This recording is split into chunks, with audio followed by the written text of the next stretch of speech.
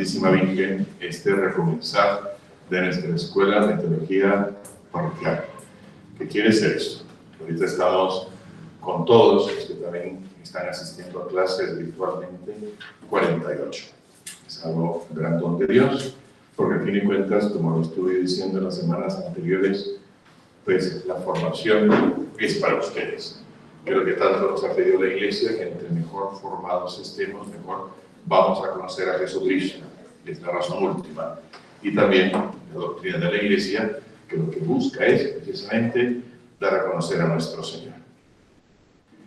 Hace un montón de años, cuando el Concilio Vaticano II pidió que hubiera un catecismo en la Iglesia, similar a como fue en el Concilio de Trento, que también se pidió un catecismo, pues en este concilio también. Costó un poco porque ya se concretó hasta el tiempo de San Juan Pablo II.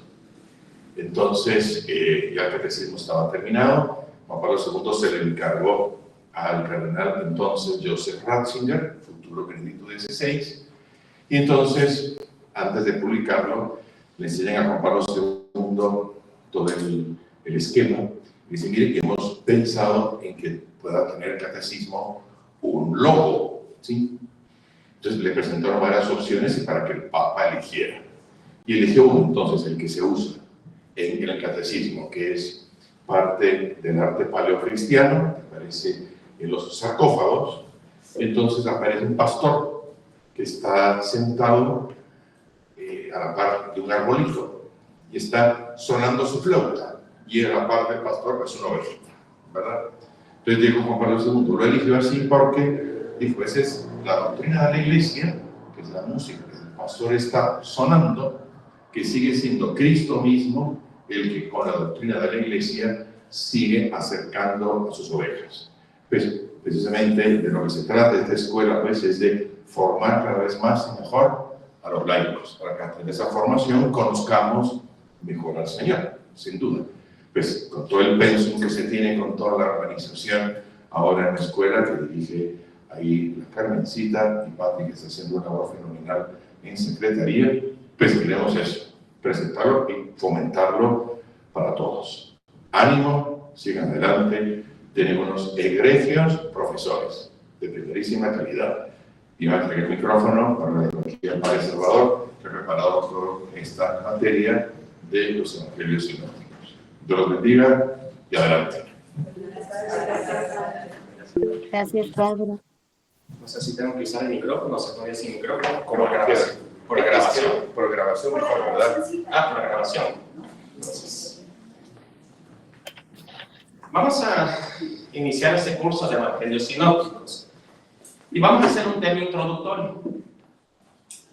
Antes de introducirnos de lleno a los evangelios sinópticos, vamos a hablar acerca del evangelio y los evangelios. Comencemos hablando de la etimología. Cuando hablamos de etimología, sí comprendemos a qué estamos haciendo referencia. ¿A qué significa la raíz? Sí, la raíz, exacto. Muy bien. Entonces, veamos la etimología y el origen.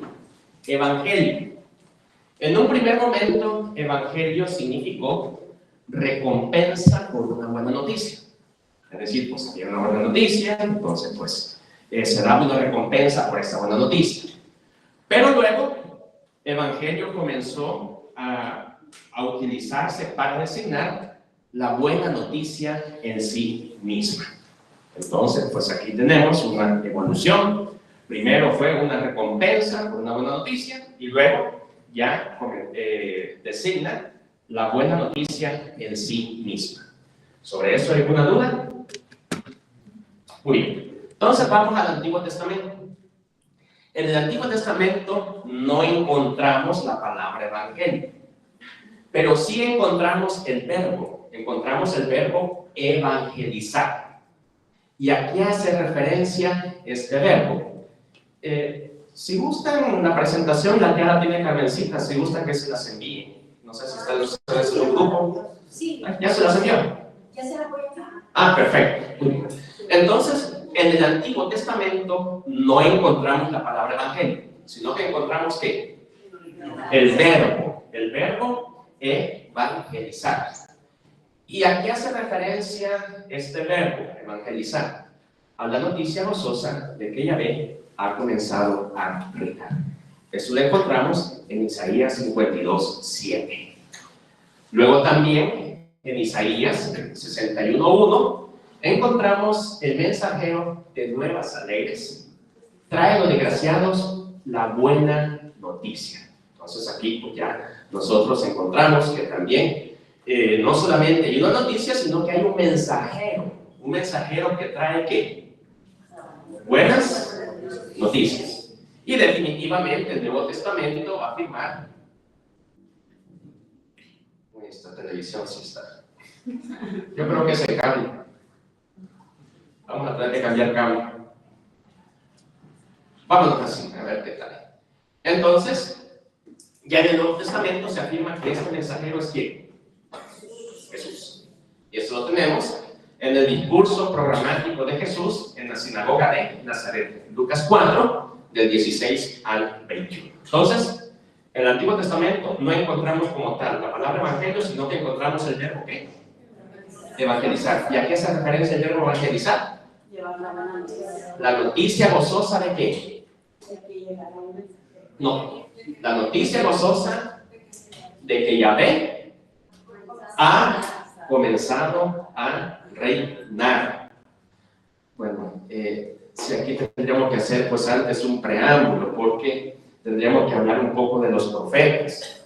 Los profetas que anunciaron que llegaría un reino, y este reino no estaría presidido por un rey de carne y hueso, sino que Dios mismo comenzaría a reinar. Entonces, evangelizar hace referencia a esta noticia gozosa de que Yahvé ha comenzado ¿qué? A reinar. Muy bien. Ahora vamos al entorno del Nuevo Testamento. Aquí hago referencia con el entorno, es decir, al contexto del Nuevo Testamento. En el Nuevo Testamento ya encontramos, en el entorno del Nuevo Testamento encontramos la palabra evangelio. Y sobre todo, vean ustedes qué interesante. Aquí evangelio es empleado principalmente en el antiguo culto al soberano. Es decir, que la palabra evangelio propiamente nace en un contexto que pagano. ¿Me explico? ¿Me estoy dando a entender? Sí, entonces, y significaba este antiguo culto al soberano. Por ejemplo, en los tiempos de Alejandro Magno. Alejandro Magno, estamos hablando del siglo III a.C. Alejandro Magno, nos dijo Alejandro Magno, el soberano era venerado en el mundo helenístico como epifanía de la divinidad.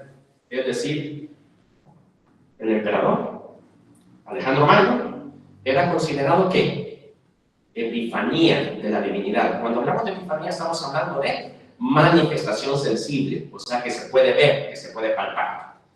Y ya más adelante esta veneración se le tributó después al emperador romano en las provincias orientales del imperio.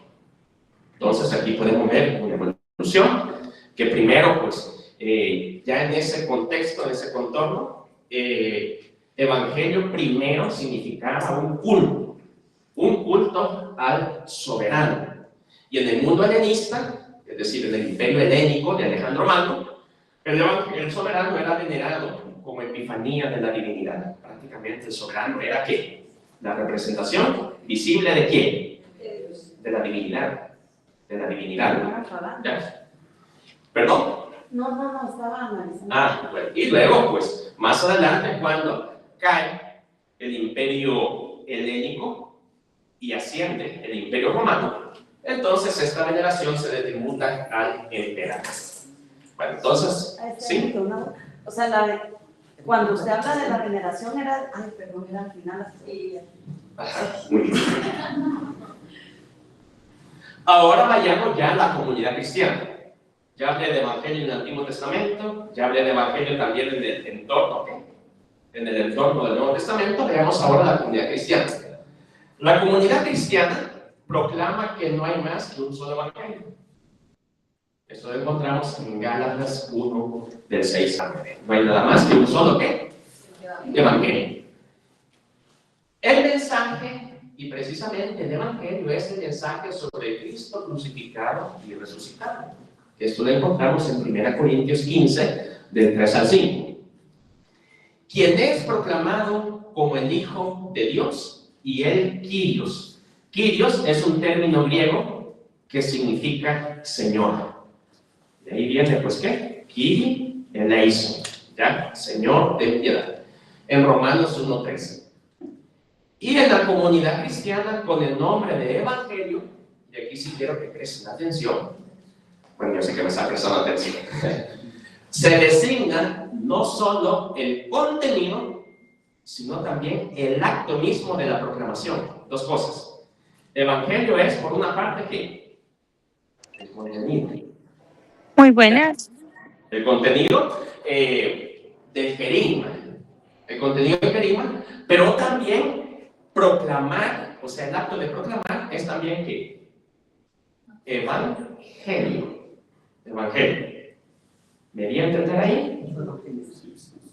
O sea que en la comunidad cristiana, para la comunidad cristiana, el evangelio es por una parte el contenido sobre todo del querigma que Jesús crucificado y resucitado es el Hijo de Dios y el Kyrios. Esto era el querigma de la primera comunidad cristiana. Y entonces, por tanto, evangelio comienza a designar tanto el contenido como también el acto que de anunciar el evangelio, el acto de proclamar el evangelio. ¿Me di a entender ahí? Sí. Ya. Por consiguiente, el evangelio no solo proporciona información de acontecimientos pasados, es decir, el evangelio no solamente nos narra algo del pasado, sino que proclama la presencia de la salvación. Hoy también se está actuando que la salvación, y es por tanto acontecimiento salvífico. O sea, que el evangelio, por una parte, es proclamar que Jesús, el contenido de que Jesús es el Hijo de Dios, nuestro Salvador, y también que el acto de proclamar es también un evangelio. ¿Se comprende? O sea, es un verbo y es un sustantivo a la vez. Exacto, ahí está. Es un sustantivo, el contenido, y el verbo, anunciar el evangelio, que es también, ¿qué? Valga la redundancia, evangelio. ¿Sí? Muy bien.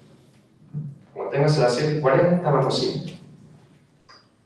La vinculación del querigma con la tradición de Jesús. ¿Sí sabemos todos qué es querigma?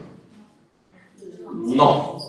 Bueno, querigma es un término griego. Bueno, aquí vamos a estar utilizando muchos términos griegos, porque acordémonos que todo el Nuevo Testamento fue escrito ¿en qué? En griego. Entonces, querigma es una palabra griega que significa anuncio. Anuncio.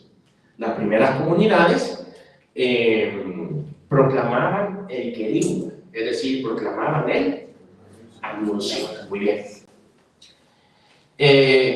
Por primera vez en el Evangelio de Marcos se vincula el querigma con la tradición de Jesús. Es decir, que antes no encontrábamos, el Evangelio como que no estaba vinculado al anuncio de Jesús muerto y resucitado. Esto lo encontramos, esta vinculación de Evangelio con el querigma de Jesús, en la vinculación del querigma con la tradición de Jesús lo encontramos por primera vez en el Evangelio de Marcos. Es decir, que por primera vez en el Evangelio de Marcos es donde se considera que el querigma forma parte ¿qué? Del Evangelio, o mejor dicho, que el querigma es Evangelio. Muy bien. A esta unión o a esta fusión se llegó en virtud de la reflexión de que el Evangelio, que da noticia del acontecimiento de salvación, está indisolublemente unido con la historia de Jesús. ¿Ya? Es decir, pues, sí, ¿verdad? El querigma que da noticia del acontecimiento de salvación, pues está unido con la vida, está unido con la historia, con la historia de Jesús. ¿Vamos bien ahí? ¿Cómo se une el querigma a la vida, a la pasión, resurrección y vida de Jesús? ¿Sí? Bueno. Existían pues en los tiempos de las primeras comunidades cristianas tradiciones. Con tradiciones estamos hablando tradiciones orales. Es decir, pues antes de escribirse los evangelios, antes de ponerse por escrito, existían ¿qué? Tradiciones orales, es decir, de voz. Entonces, había tradiciones que narraban los sufrimientos de Jesús y sus palabras y sus acciones. Esto es el querigma. Es decir, pues, esas narraciones que abarcan los sufrimientos, el sufrimiento de Jesús, sus palabras y también sus acciones. Y entonces, este querigma, todo esto se agrupa bajo el tema principal del Evangelio. Es decir, que prácticamente el querigma se transforma ¿qué? En Evangelio. El querigma se transforma en Evangelio. Muy bien. Marcos indica que la buena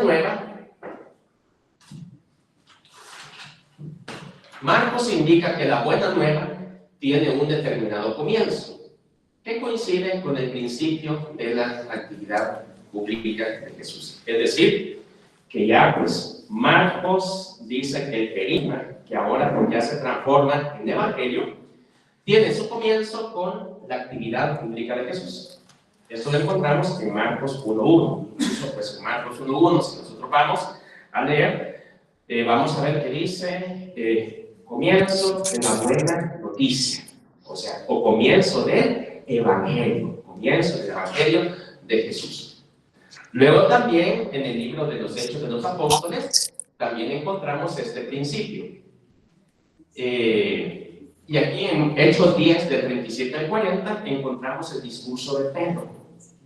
El discurso de Pedro, donde Pedro, de pie, anuncia que aquel Jesús muerto y resucitado, aquel Jesús al que ustedes mataron, ahora les anunciamos la buena nueva, o les anunciamos el Evangelio de que Jesús ha resucitado y está vivo. Así que pues también en Hechos encontramos este principio del querigma transformado en Evangelio. Y luego tenemos que algunos autores, algunos teólogos, como por ejemplo Kaller, un teólogo alemán, ha dicho que el Evangelio de Marcos puede designarse como una historia de la pasión con un prólogo bastante extenso. Juan José, no podemos hacer nada con esta televisión.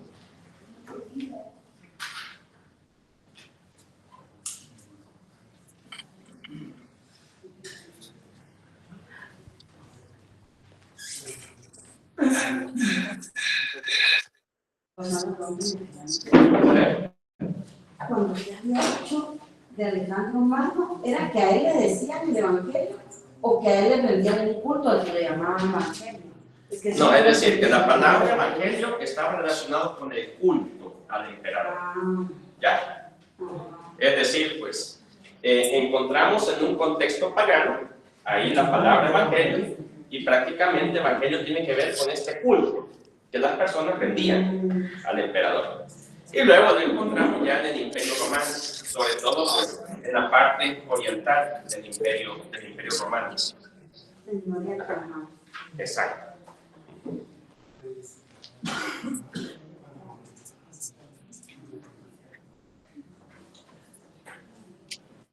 Muy bien, pues vamos a continuar porque si no ya nos retrasamos. Entonces, Kaller, que es un teólogo alemán, habla que el Evangelio de Marcos puede designarse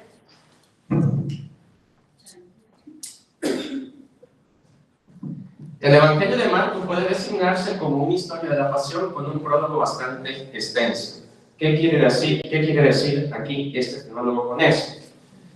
Que prácticamente el centro del Evangelio es que la pasión de Jesús. Y todo lo que viene antes de la pasión es que un prólogo bastante extenso, pues un prólogo que prácticamente como de, bueno, Marcos tiene 16 capítulos, y entonces pues si la pasión se comienza a narrar en el capítulo 13, estaríamos entonces hablando de un prólogo que bastante extenso, como de 13 o de 12 capítulos, ¿verdad? Para que nos demos cuenta precisamente que en un primer momento el Evangelio estaba centrado en narrar que la pasión, muerte y resurrección de Jesús. Luego, pues claro, ¿verdad? Luego se fue ampliando. Incluso porque en Marcos encontramos que también Marcos incluye dentro del Evangelio la vida pública de Jesús. Miren, ¿vamos bien ahí? A ver, vamos a tratar de graficar para que esto se comprenda. Por ejemplo, los evangelios no se comenzaron a escribir en principio al final, así como nosotros los tenemos, sino que los evangelios más bien se comenzaron a escribir al revés. Acordémonos que el querigma es que Jesús ha resucitado y está vivo, ¿ya? Entonces ese era el centro de la predicación de los apóstoles. Pero antes, bueno, después los apóstoles dijeron, pero que este Jesús resucitado es aquel Jesús que fue crucificado.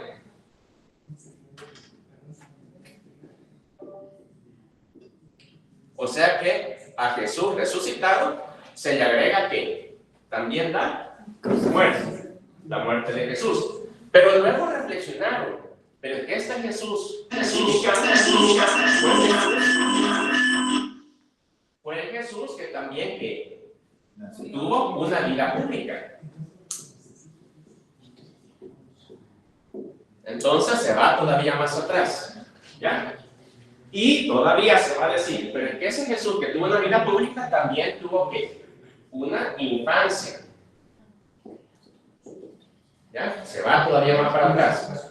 Y el Evangelio de Juan, que es el que comienza todavía mucho más atrás, con su famoso prólogo, va a hablar de ¿qué? De la preexistencia, o de la existencia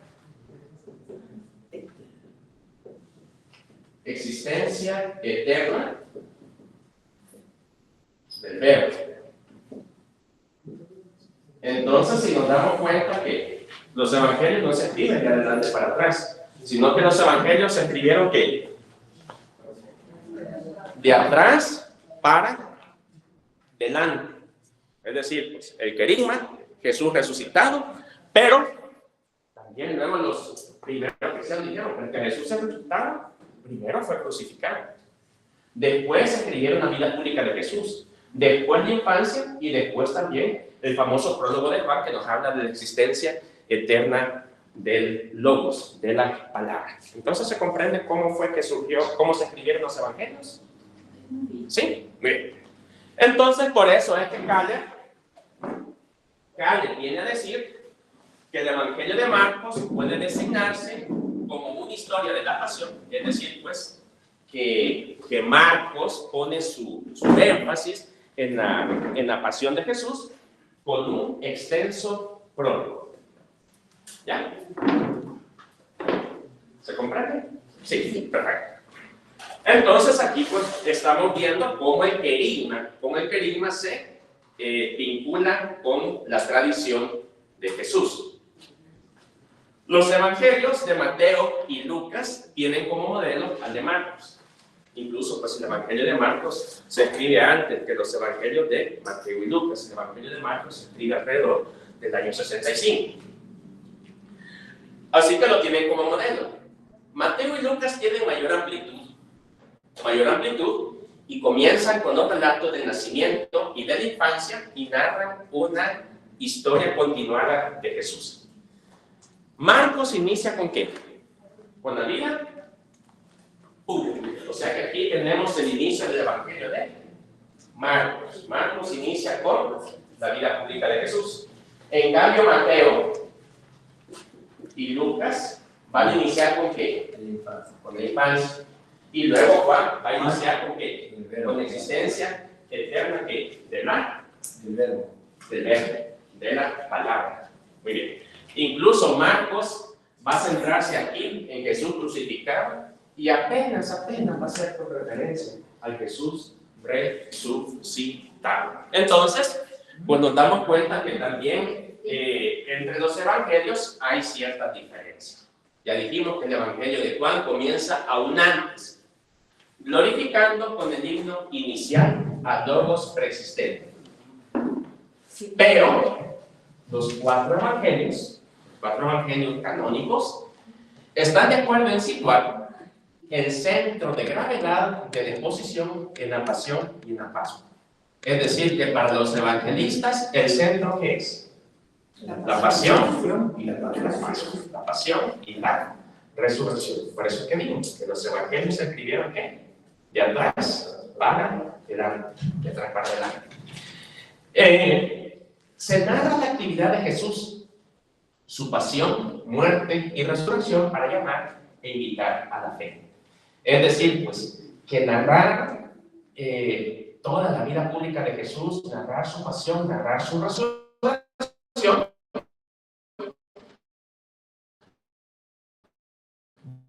es para que conozcamos a Jesús. Si no, sobre todo esto es una fe.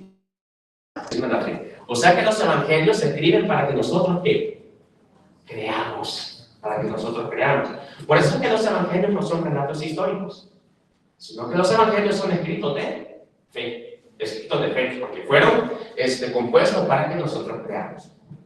Por eso, la forma literaria del evangelio es una creación genuinamente cristiana. Aquí ya estamos viendo que evangelio también designa un estilo literario. Y eso es propiamente del cristianismo, de la que no existen modelos directos en la literatura antigua. O sea que ya la forma literaria como tal del evangelio es algo propiamente cristiano. Y evangelio viene a significar todos esos elementos que nosotros hemos enumerado.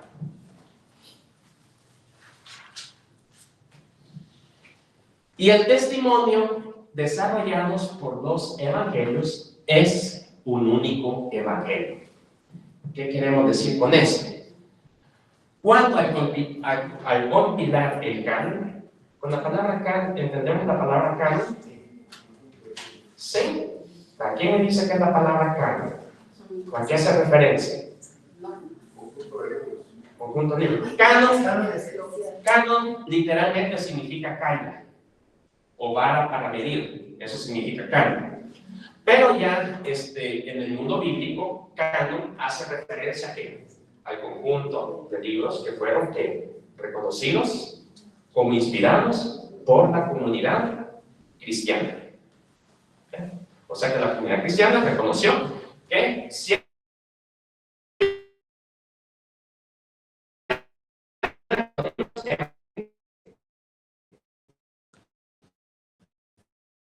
a compilar el test a los distintos libros, se dijo consecuentemente: Evangelio según San Mateo, según Marcos, según Lucas, según Juan. ¿Ya? O sea que se procede.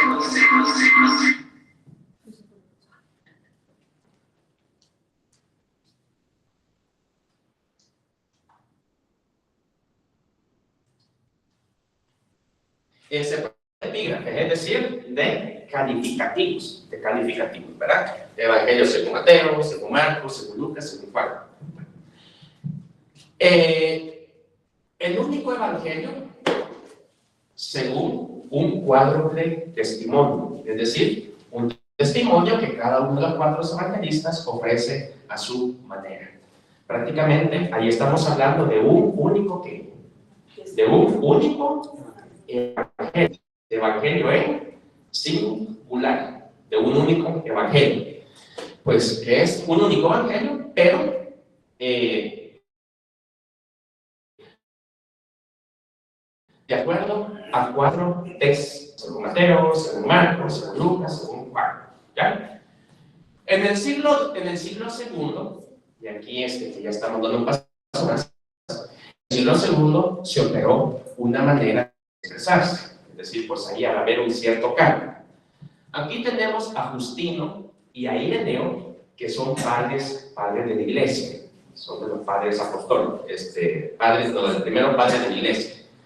Tenemos a Justino, Ireneo y otros padres de la iglesia que no solo hablaban del único evangelio, es decir, que antes del siglo II se hablaba de un único evangelio, pero a partir del siglo II, estos padres llamaban evangelios también a los escritos que informaban acerca de la predicación, pasión y resurrección de Jesús. De tal manera que a partir de ese momento se comienza a hablar de los 4 evangelios. Los 4 evangelios. Con ello se empleó el concepto de evangelio para designar a los 4 libros recibidos en el canon como testimonios que son de la historia de Jesús. Quiere decir que antes del siglo II se hablaba de un único ¿qué? Evangelio. Evangelio en 4 ¿qué? En 4 testimonios o en 4 versiones. Pero a partir del siglo II, aquí pues San Justino, San Ireneo y otros padres comienzan a hablar de evangelio, comienzan a designar como evangelio a cada uno de los 4 libros. ¿Ya? No sé si me di a entender. Sí, yo pensé que ahí se incluían más libros, entonces... No, es decir, antes del siglo II se hablaba de un único evangelio, pero según el testimonio de Mateo, según el testimonio de Marcos, según el testimonio de Lucas, según el testimonio de Juan. Pero a partir del siglo II se da un cambio, que evangelio se comienza a aplicar a cada uno de los 4 testimonios. Bueno, esto pues es un tema introductorio, es justamente un tema introductorio para que comprendamos a qué hace referencia el evangelio. O sea, cuando hablamos de evangelio, cuando hablamos de los evangelios. Entonces, no sé si tienen alguna duda, pregunta. Hemos hablado pues, de la etimología, verá que pues al final evangelio significa la buena noticia, ¿verdad? Pues, como en el Antiguo Testamento, ahí pues no existía la palabra evangelio, pero sí existía el verbo ¿qué? Evangelizar, existía el verbo. Luego pues en el entorno del Nuevo Testamento, pues ahí tenemos que era aplicado pues a los emperadores y hacía referencia con el culto. Y luego la comunidad cristiana que habla que pues, no hay más que un solo evangelio. Ahí con el evangelio estamos hablando de Cristo crucificado, resucitado, que es proclamado como el Hijo de Dios y el Quirios. O sea, esto es el querigma. Luego el querigma se vincula con ¿qué? Con la tradición de Jesús. ¿Y por qué hablamos de tradición de Jesús? Pues recordemos que aquí estamos en la etapa ¿qué? Oral. Una consulta. Ustedes ya vieron la introducción al Nuevo Testamento. Que precisamente introducción al Nuevo Testamento, donde se habla pues, de las tradiciones orales. ¿Qué? Estamos hablando que primero los apóstoles a viva voz, los apóstoles de la primera generación, a viva voz transmitían la vida de Jesús, o sea, transmitían el querigma a viva voz. Pero luego acordémonos pues, que los primeros cristianos comenzaron a sufrir persecuciones. Y por tanto, los apóstoles de la primera generación, prácticamente todos murieron, ya no habían testigos directos. Entonces ahí vienen los apóstoles de la segunda generación, que son los que comienzan a poner por escrito. O sea que en un primer momento hubo la tradición que oral, y luego esa tradición oral se puso por escrito, y ahí comienza la tradición escrita. ¿Ya? Entonces, había tradiciones orales, había tradiciones orales, la gente comentaba, ¿verdad? Entre niñas que hubo, pues, hubo un hombre llamado Jesús y todo, o sea, la gente comentaba. Y entonces, aquí el querigma se fue vinculando con esas tradiciones que había de Jesús, y entonces ahí ya se fue componiendo el evangelio, se fue ya estructurando el evangelio, ¿verdad? Entonces esas tradiciones que narraban los sufrimientos de Jesús, sus palabras y sus acciones, se fueron agrupando. Todas esas tradiciones orales se fueron agrupando bajo el tema principal del evangelio. ¿Ya? ¿Sí? Padre, sí, como se habla de testigos, es porque ellos algunos fueron testigos de un hecho. Exacto. Entonces, digamos, el hecho de que haya sido, digamos, recopilado de atrás para adelante, puede obedecer a que era lo que tenían más fresco, es decir, estaban impactados. Es que eso era el querigma. El querigma era proclamar que Jesús ha resucitado, que Jesús está vivo. O sea que la parte más antigua de los evangelios es la resurrección de Jesús. Luego pues ya nos vamos más atrás, nos vamos a la pasión, luego nos vamos a la vida pública. Incluso el evangelio de Marcos no nos habla de la infancia de Jesús, el evangelio de Marcos comienza directamente con la vida pública. Ya fueron Mateo y Lucas quienes nos hablaron de la infancia, ¿ya? Y luego pues ya Juan que nos habla pues de la preexistencia. Como ellos fueron los que se unieron con Jesús, ¿verdad? Que fueron los elegidos, ¿verdad? No, aquí estamos hablando de una segunda generación.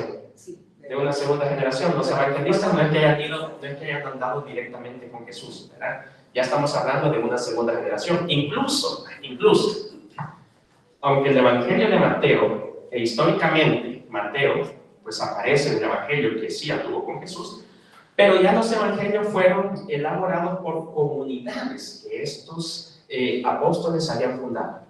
O sea que ya hablamos de la comunidad de Mateo. ¿Ya? Pero Juan fundó muchas comunidades también, ¿verdad? Él hablaba y Sí. vivió muchos años. Ajá, sí. Bueno, Juan, ¿verdad?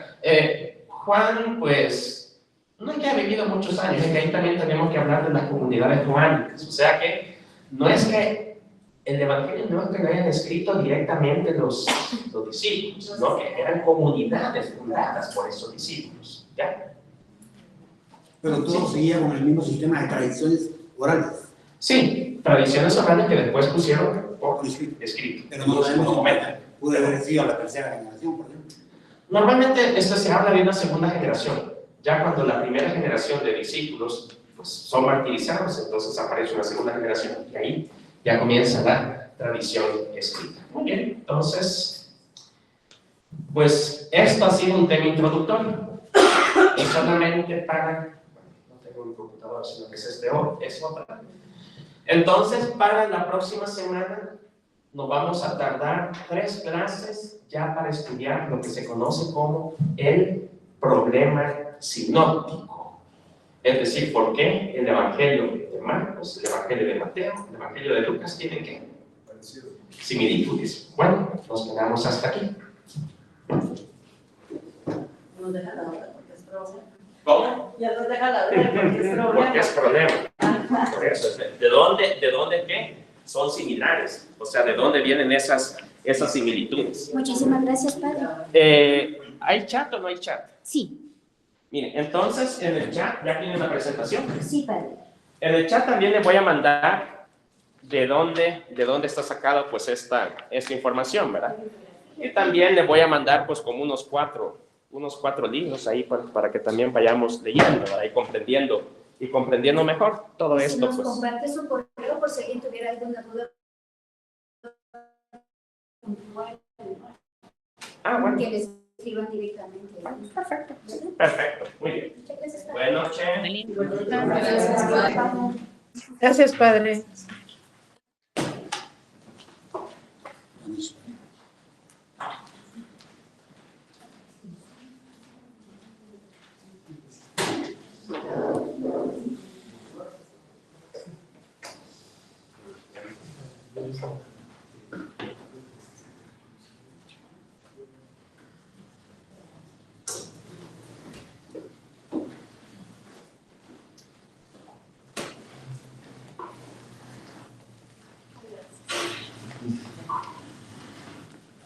Si quiero que analice. Si quiero que analice.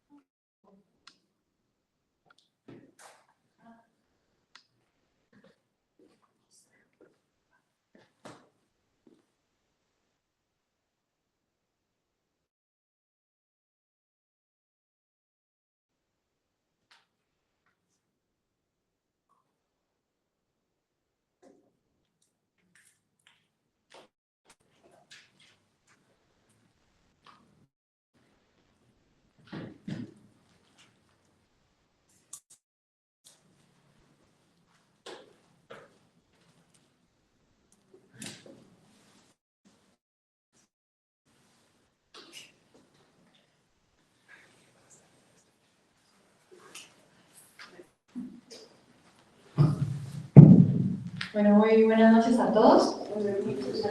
Mi nombre es María José. Buenas noches, María José. Bueno, es una bendición el poder estar compartiendo con ustedes este curso. Hoy vamos a iniciar.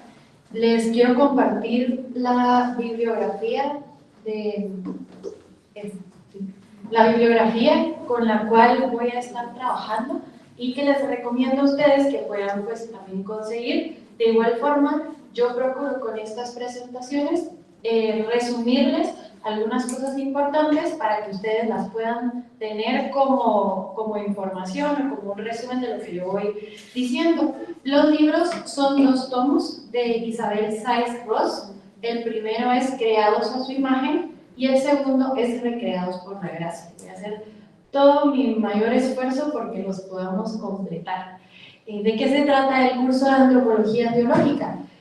Pues prácticamente, yo no sé si alguno de ustedes alguna vez ha comprado un celular, una televisión, hasta el carro y les dan un manual así bien grueso de cómo funciona ese objeto tan maravilloso que acaban de adquirir y que casi nunca leemos, ¿verdad?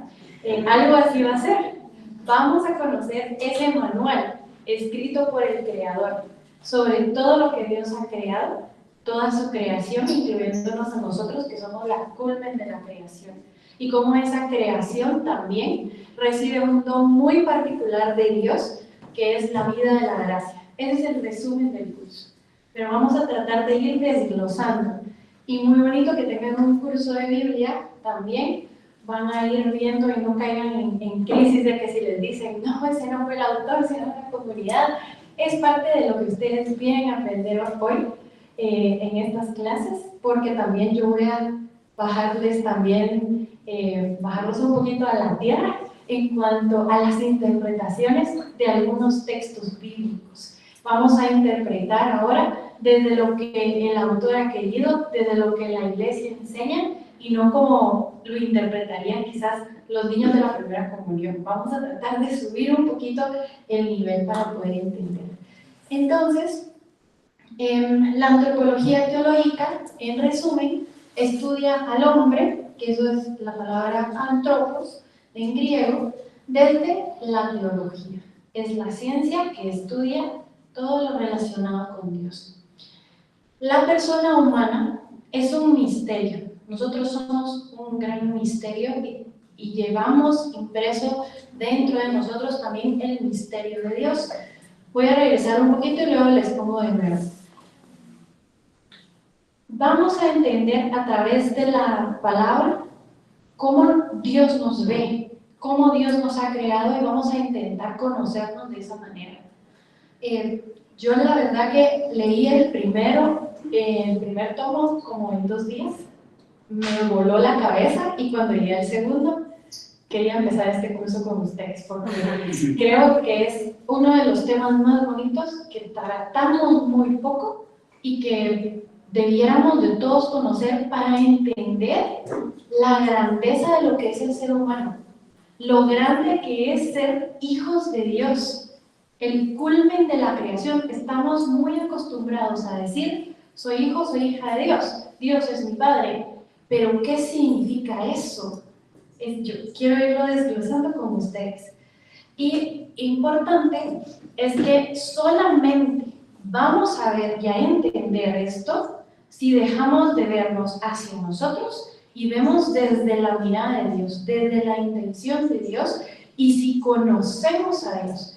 Para los que pudieron estar en la misa con el Padre Luis, fue muy bonito lo que él dijo en su homilía acerca del tiempo de la Cuaresma, que era un tiempo no solamente de conversión, sino de relación, ¿sí? Bueno, parte de la conversión es eso, esa relación con Dios. Entonces, al nosotros poner la mirada en Dios y relacionarnos con Dios, vamos a poder también relacionarnos mejor con los demás y entender que en esa persona, en esa creación, está Dios también, de maneras distintas, pero está en Dios también. Tener esa vista sobrenatural, vivir de manera sobrenatural viendo a Dios en todo.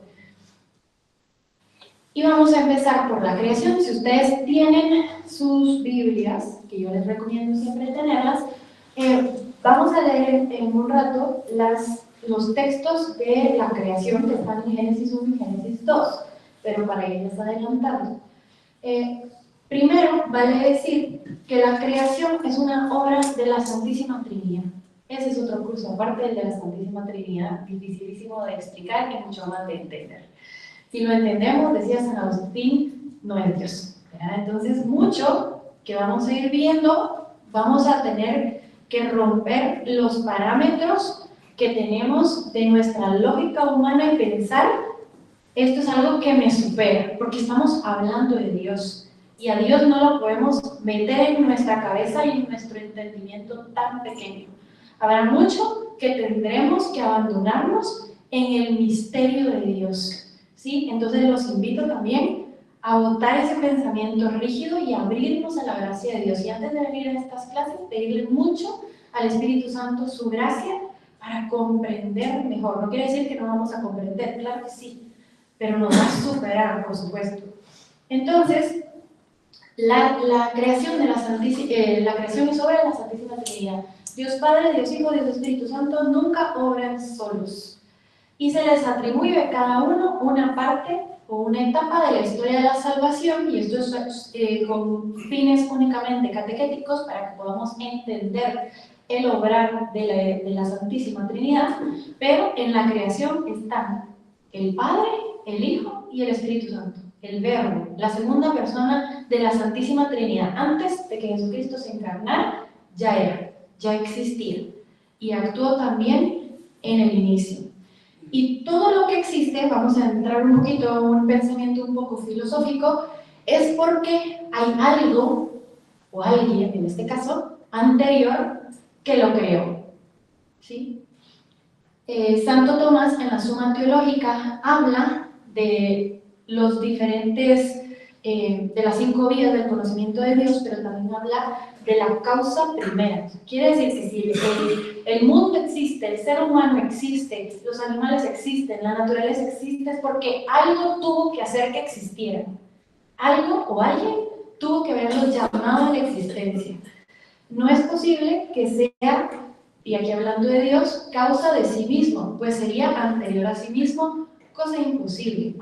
Aquí viene la pregunta que todos los años me hacen los niños de la primera comunión cuando vemos la creación, porque así empezamos a ver que somos creación, y a Dios, ¿quién lo creó? ¿Y qué le contestamos a los niños? Bueno, algo muy sencillo, no les vamos a hablar de la causa primera y las causas segundas, les vamos a decir, a Dios nadie lo creó. Dios es increado. Dios existe antes del tiempo. Dios simplemente es. ¿Sí? Ah, pero entonces, ¿cómo? Y este año le dije a uno de los chiquitos, eso va a ser lo primero que le pregunte a Dios cuando llegue al cielo. Dios mediante. Pero lo que sí tenemos nosotros que entender es que hay una causa primera que realizó todo lo que existe. Y esa causa no pudo haber sido causada por nada o por nadie de lo que existe. Es anterior a todo. y no le debe su existencia a nadie. Dios, o la Santísima Trinidad en este caso, es el mismo ser. Esa causa incausada, le llama Santo Tomás de Aquino, el Dios, él es el acto puro del ser. Estas solamente son definiciones, es un resumen, porque no es solamente este el tema. Y aquí es un punto importante, es el ser que subsiste por sí mismo. Más adelante vamos a entrar un poquito más a profundidad, que nuestra existencia subsiste porque Dios la mantiene. Si Dios soltara nuestra existencia, ya no existiríamos. En cambio, Él es el único ser que existe por sí mismo. Y vamos a diferenciar en estos tres términos: el acto creador, que es la obra de la Santísima Trinidad, la obra de la creación, y vamos a hablar de lo que decimos en el credo, ¿no? En lo visible, lo invisible, lo corpóreo y lo espiritual, lo solamente material y solamente lo espiritual, ¿sí? Y vamos a hablar también de esa relación de dependencia, lo que les decía antes, esa conservación del ser y la providencia, y a tratar de entender el misterio de por qué Dios permite el mal. Mira, si todo dice el Génesis, lo que Dios hizo es bueno. Bueno, vamos a tratar de entrar. Entonces, ahora sí, Biblias. Génesis 1. En la creación, hay dos relatos de la creación, las vamos a hacer un análisis, voy a intentar hacerlo brevemente. Tenemos dos relatos. Como les decía el Padre Salvador, hay diferentes autores o diferentes comunidades en el Nuevo Testamento, podemos hablar de comunidades. Aquí vamos a hablar en el Antiguo Testamento de tradiciones. No vamos a hablar de una persona o una comunidad que hizo un relato o hizo un libro, sino que vamos a hablar, sobre todo en el Pentateuco, de diferentes tradiciones. Y en un mismo libro, como el Génesis, vamos a ver varias tradiciones. Ahora lo vamos a ir explicando. Entonces, Génesis 1, del 1 al 31, dice: en el principio creó Dios el cielo y la tierra. La tierra era caos y confusión. Oscuridad cubría el abismo y un viento de Dios aleteaba por encima de las aguas. Y dijo Dios. ¿Ya encontraron a la Santísima Trinidad ahí? Sí, ahí está. En el principio creó Dios el cielo. Ahí está. El Padre. Aleteaba sobre las aguas el Espíritu Santo. Y dijo la palabra, el Logos, la segunda persona. Y con esa palabra, pónganle mucha atención a esto porque es la base de lo que vamos a ver, dijo Dios: haya luz, y hubo luz. Vio Dios que la luz estaba bien, y separó Dios la luz de la oscuridad. Llamó Dios a la luz día, y a la oscuridad la llamó noche. Atardeció y amaneció el día primero. Dijo Dios: haya un firmamento por medio de las aguas que las separen unas de otras. E hizo Dios el firmamento, separó las aguas por debajo del firmamento de las aguas, y así fue. Llamó Dios al firmamento cielo. Atardeció y amaneció el día segundo. Dijo Dios: acumúlense las aguas de debajo del firmamento en un solo conjunto, y déjese ver lo seco. Y así fue. Llamó Dios a lo seco tierra, y al conjunto de las aguas lo llamó mar. Y vio Dios que estaba bien. Dijo Dios: produzca la tierra vegetación, hierbas que den semillas, árboles frutales que den frutos según su especie, con su semilla dentro, sobre la tierra. Y así fue. La tierra produjo vegetación, hierbas que dan semillas según su especie, y árboles que dan fruto con la semilla dentro, según sus especies. Y vio Dios que estaba... ¿Cómo? Bien, sí, que estaba bien. Atardeció y amaneció el día tercero. Y nos vamos a saltar un poco, porque lo van a leer ustedes después despacito, hasta el 31, pero me voy a saltar. Sigue Dios creando el firmamento, la luna, las estrellas, crea a los animales, crea a los peces en primer lugar, después a los reptiles, a los mamíferos, y en el versículo 26 dice: dijo Dios: hagamos, más de una persona, o sea 3, hagamos al ser humano a nuestra imagen como semejanza nuestra, que manden en los peces del mar y en las aves del cielo, en las bestias y en todas las alimañas terrestres, y en todos los reptiles que reptan por la tierra. Creó Dios, pues, al humano a imagen suya, a imagen de Dios lo creó, macho y hembra lo creó. Después los bendijo Dios con estas palabras: sean fecundos y multiplíquense, henchid la tierra y sometedla, mandad en los peces del mar y en las aves del cielo y en todo animal que repta sobre la tierra. Y dijo Dios: vean que les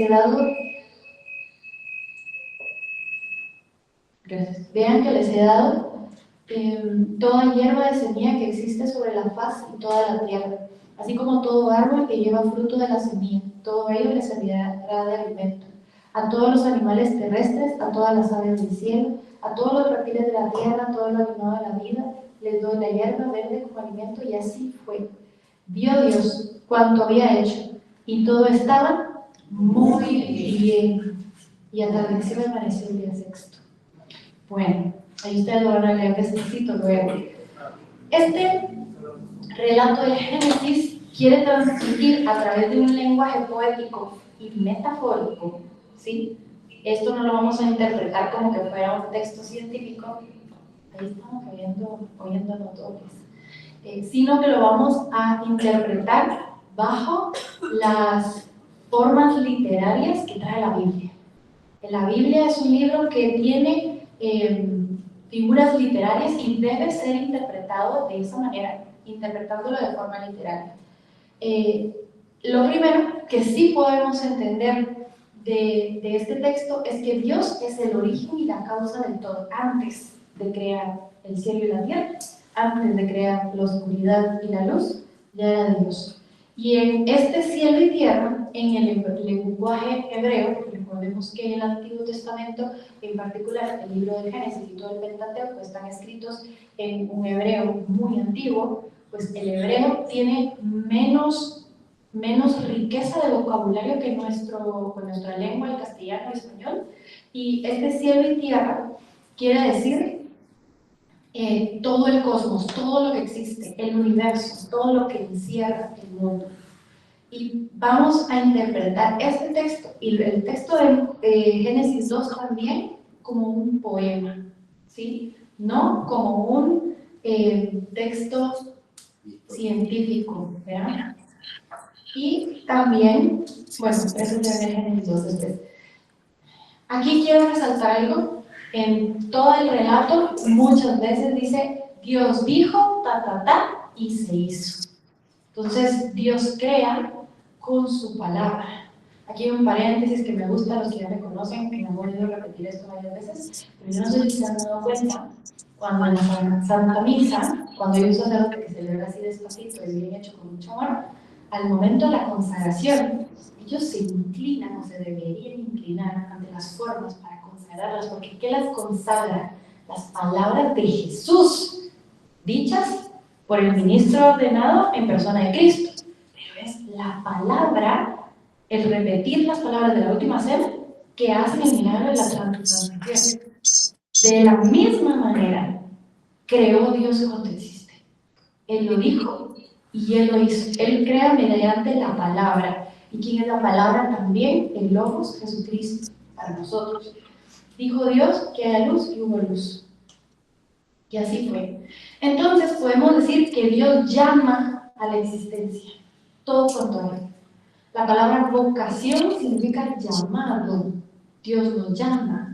Nuestra vida toda tiene esa vocación divina.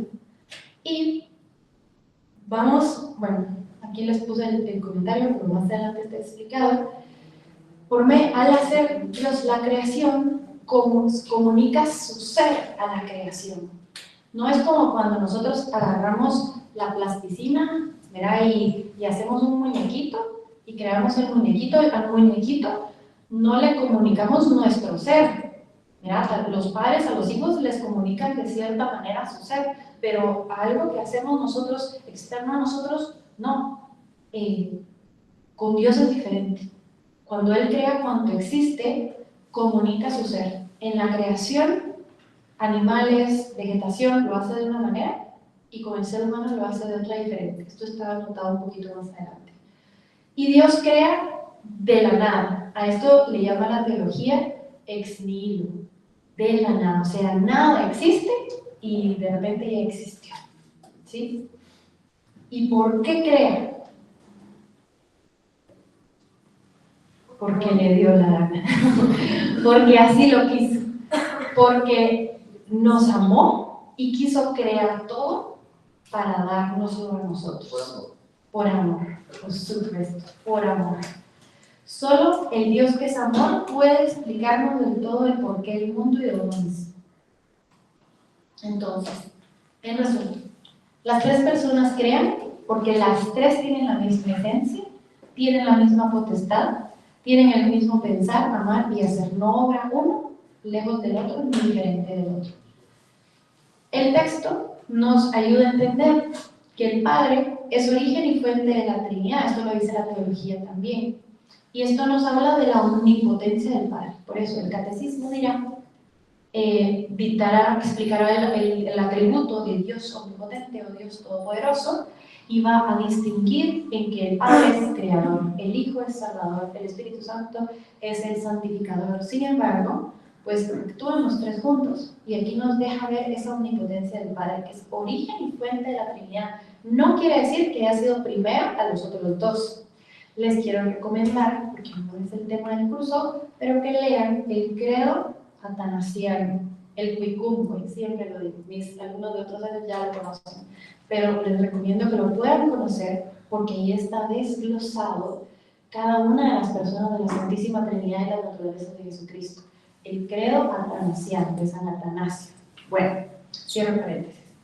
Por medio del Hijo, o el Logos o la Palabra, y en el Espíritu Santo, que es el amor entre el Padre y el Hijo. Ese amor de Dios se hace concreto en todo ser creado. El universo es su amor que se desborda. Entonces, Dios por esencia es amor. Y la creación es Dios desbordando ese amor y por esa manera creándonos y creando todo lo que existe. Entonces vamos a hacer dos distinciones.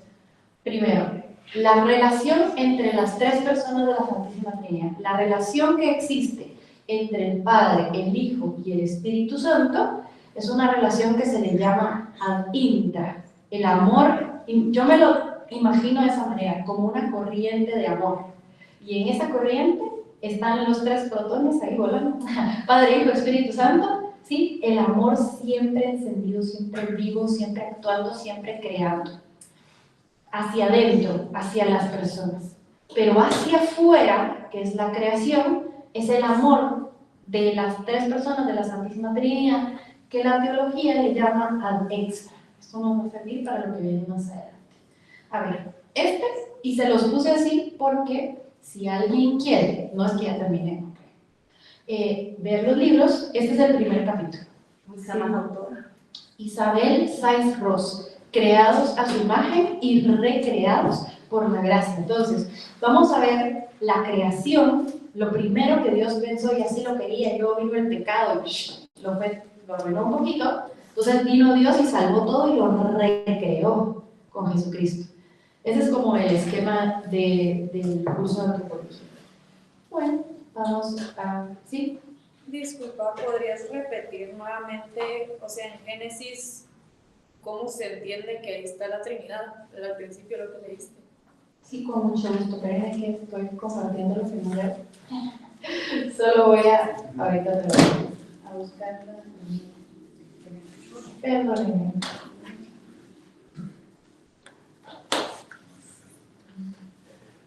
Esos títulos vamos a ponerlos también en el chat, María. Sí, con mucho gusto. Esto cuando yo una vez ya se los he dado, yo se los comparto. ¿Estos libros los podemos conseguir? Sí, se puede comprar en la Jirafa y en Comunidad, que está, creo que hay una en Uxbal y en Cayalaya. Comunidad. Y en la Jirafa también. Sí, a ver, vamos a Génesis 1, dice, en el principio creó Dios el cielo y la tierra. En ese principio, ahí hablamos de, dice Dios, lo relacionamos con el Padre. Luego dice en En el versículo 2, un viento de Dios que aleteaba por encima de las aguas, ahí reconocemos al Espíritu Santo. Y en el tercero dice, dijo Dios, es el Logos, esa es la segunda persona de la Santísima Trinidad, la palabra, es quien después se encarna y será Jesucristo. Una pregunta. ¿Usted que no es? ¿O sí? Sí, dice que es, pero... Perdón. El Padre es el Creador, el Espíritu es el Santificador y el Hijo es... No, el Hijo es el santificador, no, el Salvador y el Espíritu Santo es el santificador. Correcto. Bueno, sigamos. Entonces, ya entrando, después de la introducción, vamos a ver la creación. Disculpa, Sí. ¿podrías explicarnos un poco más eso? O sea, a mí, esta parte de donde se ven las tres figuras. Sí, aquí vamos a hablar de la Santísima Trinidad todavía. Ya no es de esto que te acaba de preguntar, ya que no. Ah, del Sí, primer pero capítulo es de que Génesis. como de hecho, la Biblia de cada uno tiene, no es exactamente las palabras, no, a veces no coinciden. Vamos de nuevo. Claro que sí, voy a hacer un comentario adicional. Recordemos que aquí vamos a encontrar figuras y no dice ahí, este es el Padre, este es el Hijo, este es el Espíritu Santo, ¿verdad? Pero sí, la revelación que se nos fue dado progresivamente deja ver ciertos misterios. Es decir, en el Antiguo Testamento encontramos como escondidos algunos misterios que luego en el Nuevo Testamento los vamos a ver con más claridad. En el relato del Génesis, y esta es una exégesis que no hice yo solo les estoy dando el resumen, se ve el actuar de la Trinidad, ¿sí? Y esto tiene el fundamento teológico de que Dios en tres personas no actúa nunca solo. Entonces tenemos la figura del Padre, la figura del Hijo y la figura del Espíritu Santo. Dijimos también que este es un lenguaje metafórico, ¿sí? Entonces cuando hablamos de Dios aquí, de cuando dice, pensamos en la segunda persona de la Santísima Trinidad, en el Verbo, en el Logos, como dice San Juan en su prólogo. Si ustedes leen el primer versículo de Génesis y el primer versículo del Evangelio de San Juan, van a encontrar una similitud, ahí se unen, correctos, se entrelazan. Porque San Juan nos hablará no de la primera creación, sino de la recreación, que es con la encarnación y la venida de Jesucristo.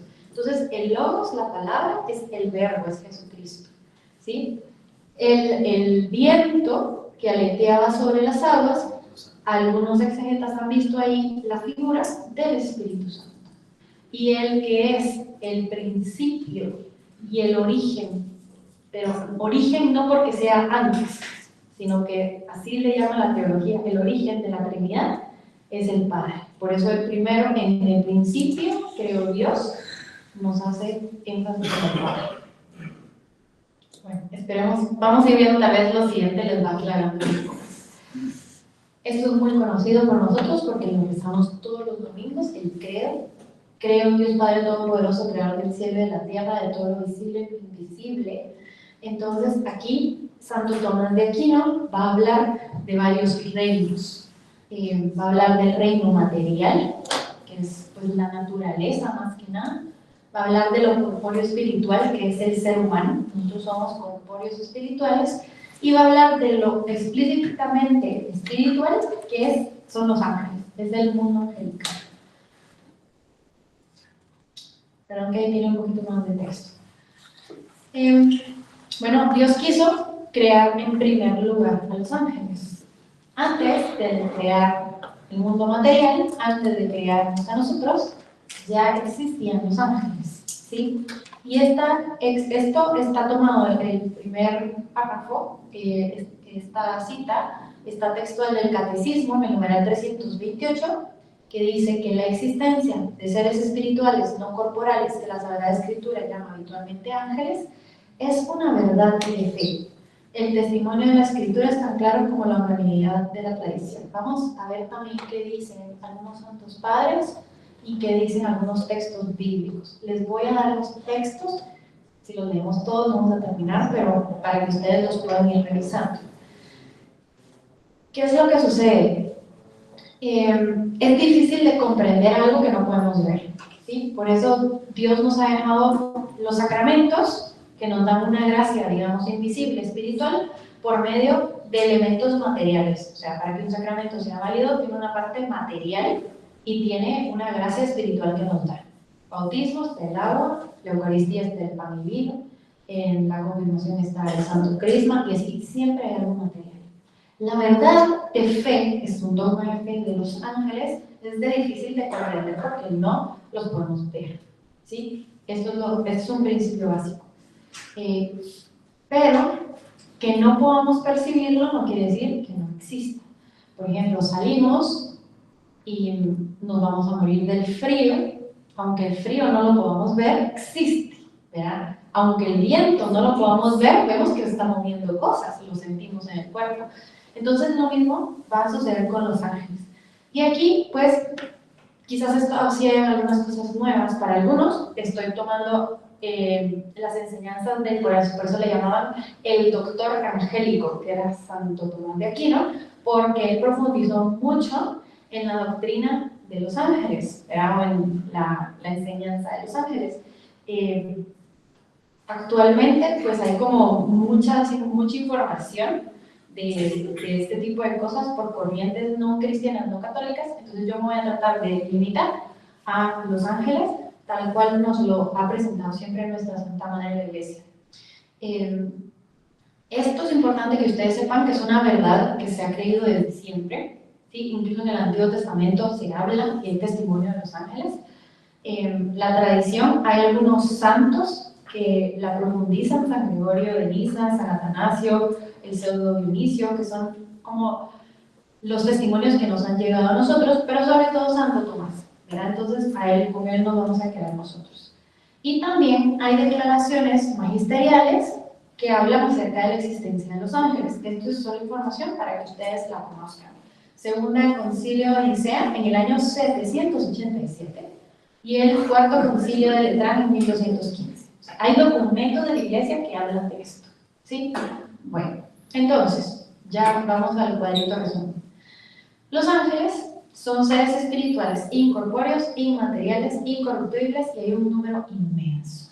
¿Sí? El libro del Apocalipsis nos habla de una multitud celestial incontable de ángeles que adoran a Dios. Y tenemos algunas citas, Salmo 103 y Daniel 7, que nos hablan de miles, de la cantidad y de cómo son. Son espíritus, son incorruptibles, ¿verdad? Por el hecho de no tener cuerpo, y no los podemos ver.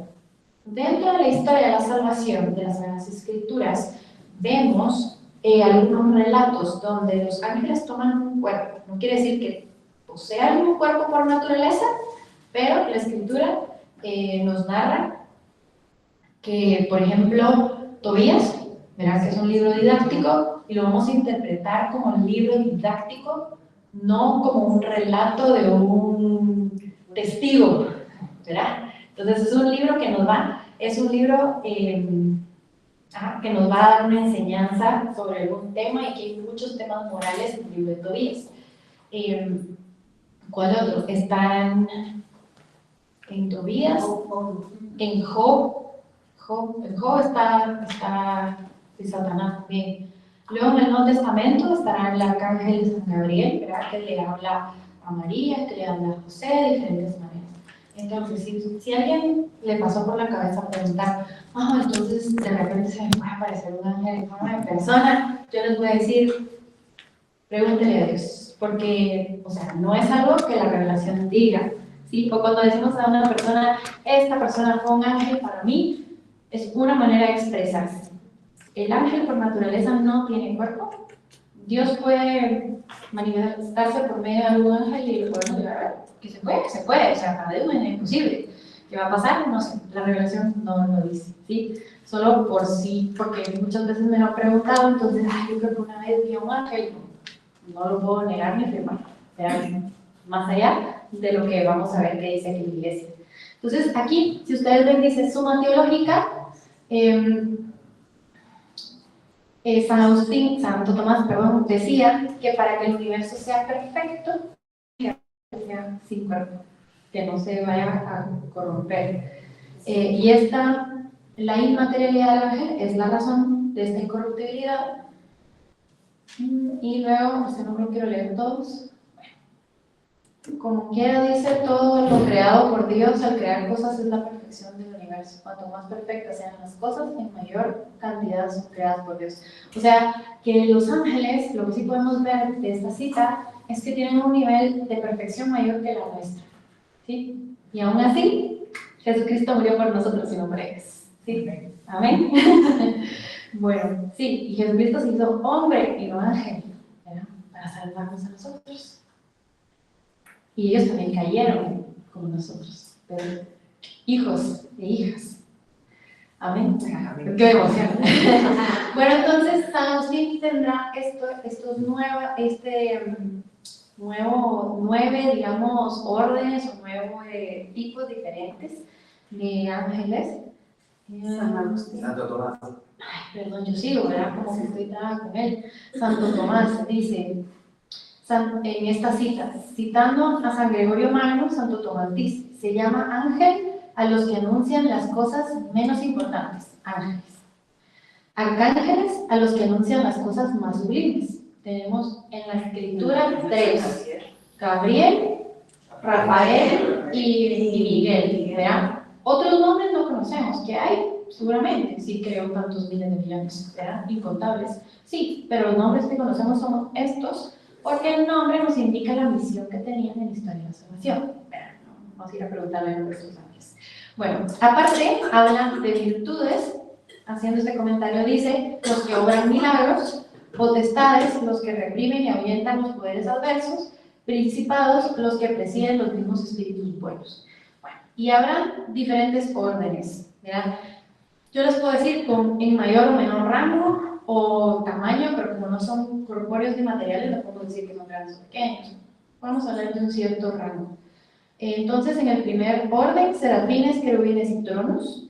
Segundo orden, dominaciones, virtudes y potestades. Tercer orden, principados, arcángeles y ángeles. Y como ven, solamente hay tres nombres que conocemos. Dentro de los ángeles están nuestro queridísimo y amadísimo ángel custodio. Verán que es una verdad de fe.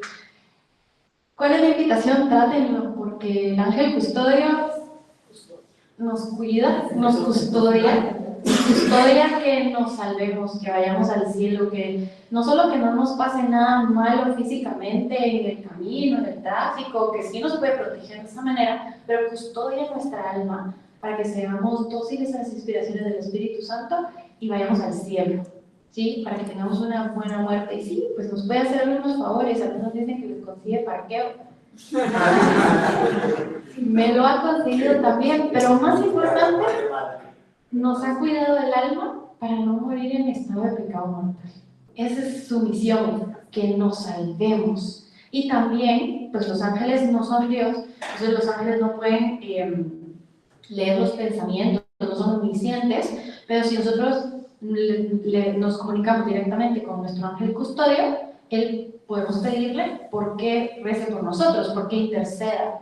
Yo no sé si fue aquí, no, fue un comentario de un sacerdote, citando a un santo, no recuerdo quién, no sé si fue San José María, no recuerdo quién, pero decía que si los santos del cielo tienen un poder tan grande de intercesión, cuanto no más los ángeles que tienen un estado de perfección mayor y que están también ante la presencia de Dios. Así que acojámonos también a la intercesión de los ángeles. Y aquí hay varias citas, no las voy a leer, aquí solamente está marcado un poquito en negrilla los diferentes nombres que aparecen en la escritura. Por eso es que Santo Tomás ordena estos nombres, ¿sí? Por eso es que conocemos esos nombres.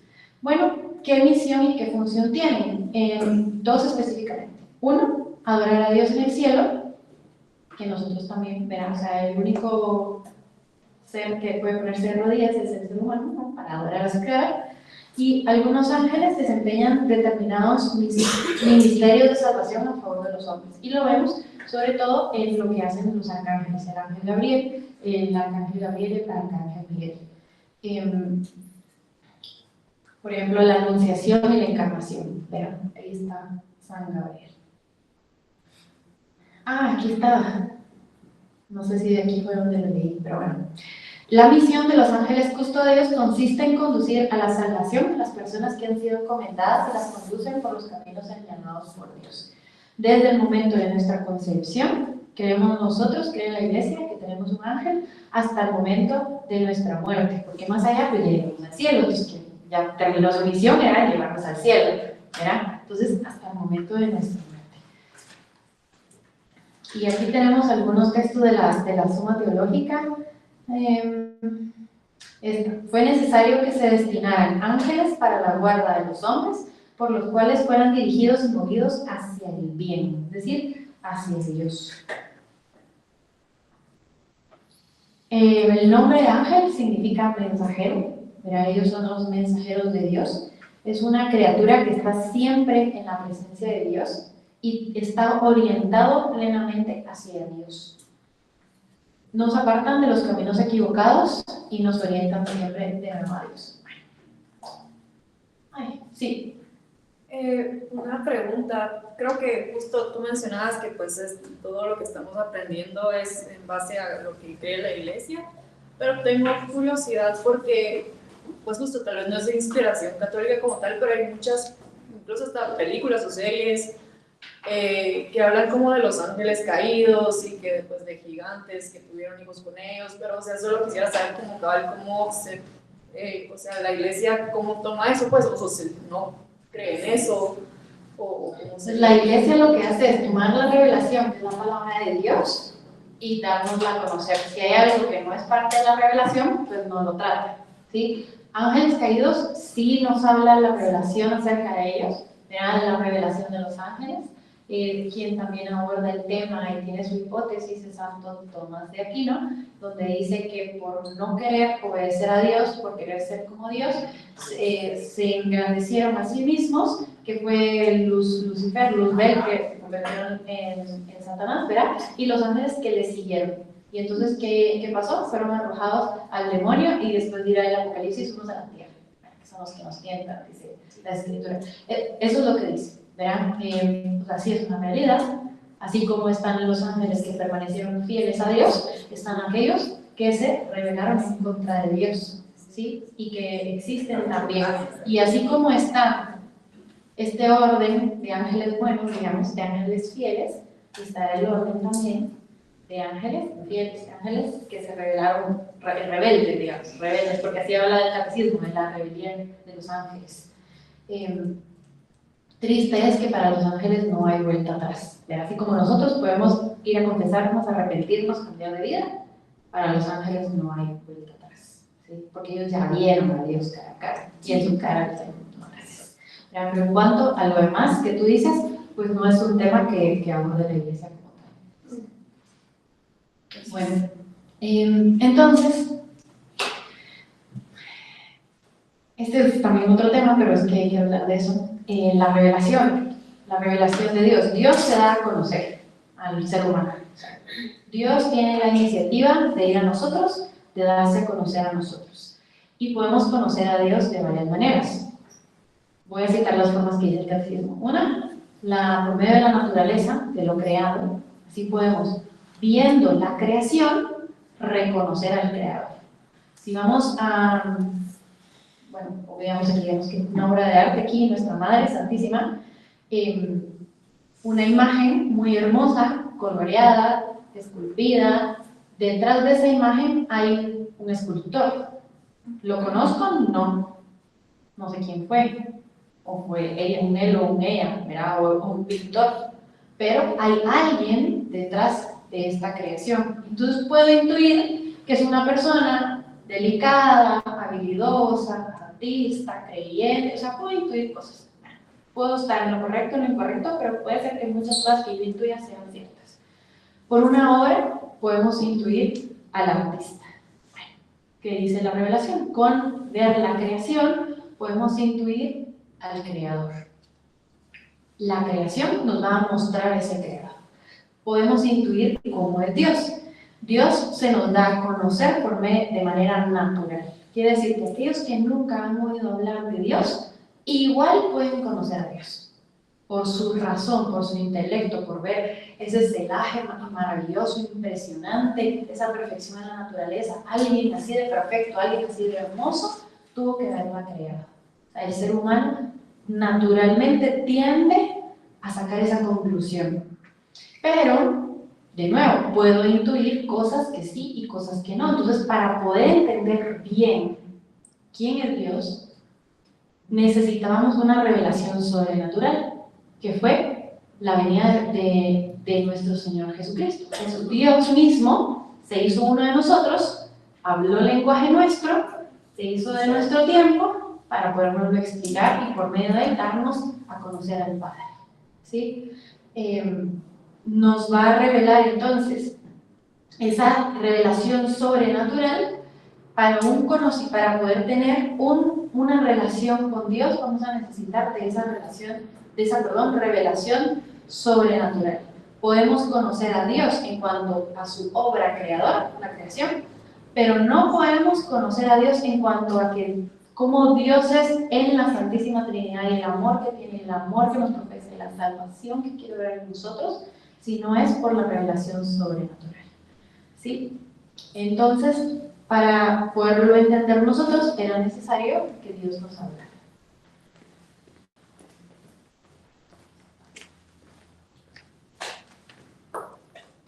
Sí, bueno.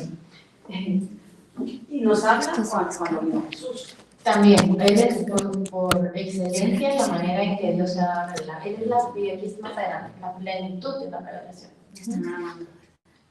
Entonces, todas las cosas creadas tienen, y las criaturas, una bondad ontológica.